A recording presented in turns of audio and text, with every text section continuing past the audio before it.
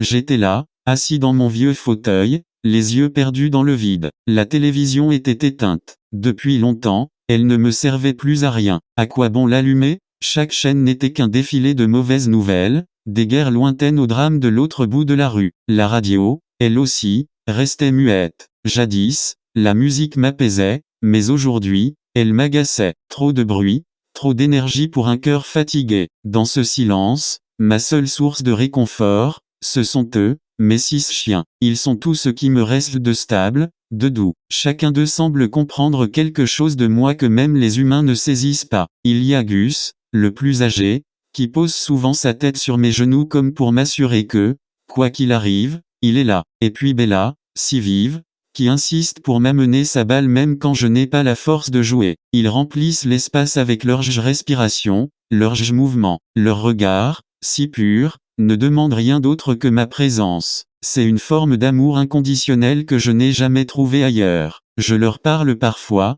plus qu'à quiconque, d'ailleurs. Ils ne répondent pas, mais ils écoutent. Le téléphone, lui, reste silencieux sur la petite table à côté de moi. Je vois les appels manqués s'accumuler, des noms familiers s'afficher à l'écran, ma sœur, mon cousin, une vieille amie. Je ne décroche plus. Je ne sais pas expliquer pourquoi. Peut-être est-ce la peur d'entendre une nouvelle qui brisera encore un peu plus ce que j'ai de fragile. Je crains ces phrases qui commencent par je suis désolé de t'apprendre, ou tu ne vas pas croire ce qui est arrivé. Je n'ai plus la force. Alors je me réfugie dans cette routine simple. Chaque matin, je me lève parce que mes chiens m'attendent. Ils m'obligent à m'accrocher, à me lever pour les nourrir, pour les sortir. Ils me rappellent qu'il y a encore quelque chose à faire, quelque chose qui compte. Aujourd'hui, le ciel est gris. Il pourrait pleuvoir, mais je n'en suis même pas certain. J'ai tiré les rideaux, et le monde extérieur me semble lointain, presque irréel. C'est peut-être mieux ainsi. Ici, dans mon salon silencieux, entouré de mes compagnons à 4 pattes, je trouve une paix fragile. Je sais que je ne peux pas rester comme ça indéfiniment. Un jour,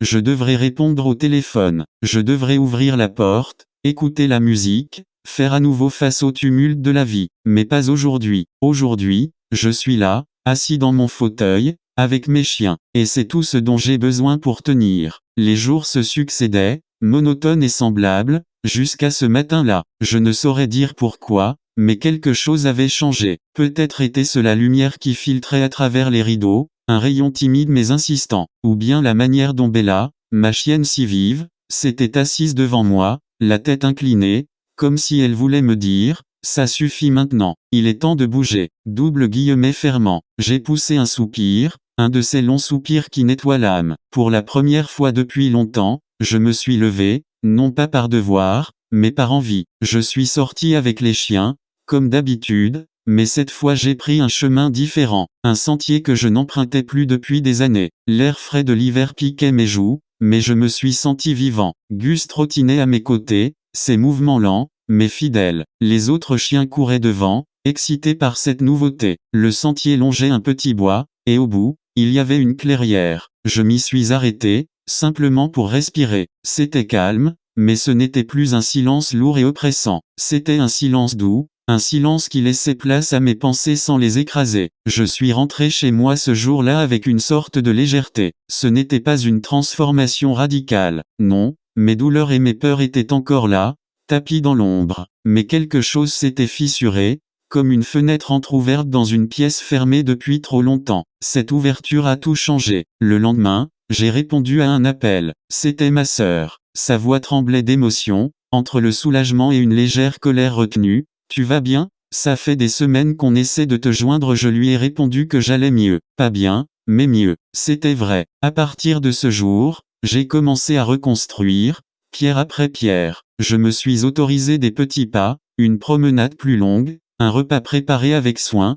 un livre ouvert que j'avais laissé de côté depuis des mois. Je me suis même risqué à allumer la radio un matin. Une chanson douce jouait, et à ma surprise, elle ne m'a pas agacé. Elle m'a touché. Les chiens, eux, continuaient d'être mes gardiens, mes anges silencieux. Mais j'ai commencé à réaliser qu'ils avaient aussi besoin de moi autrement. Leur énergie, leur joie de vivre, c'était un rappel constant que la vie pouvait être belle, même dans les moments simples. Il y a eu des jours difficiles, bien sûr. Des jours où l'angoisse revenait frapper à ma porte, où je refermais les rideaux pour me cacher. Mais peu à peu, ces jours sont devenus l'exception, et non la règle. Un matin, quelques mois plus tard, j'ai pris une décision importante. J'ai appelé ma sœur et je lui ai dit, je voudrais que tu viennes, toi et les enfants. Ça fait trop longtemps. Double guillemets fermant. Quand elle est arrivée, avec ces deux garçons qui se sont précipités pour jouer avec mes chiens, la maison s'est remplie d'un bruit que je n'avais pas entendu depuis longtemps, le rire. Je me suis surpris à sourire,